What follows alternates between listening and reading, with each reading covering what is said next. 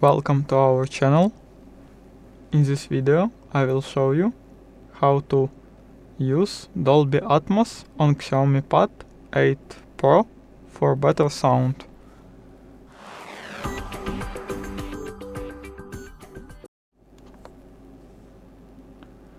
First of all, go to the settings.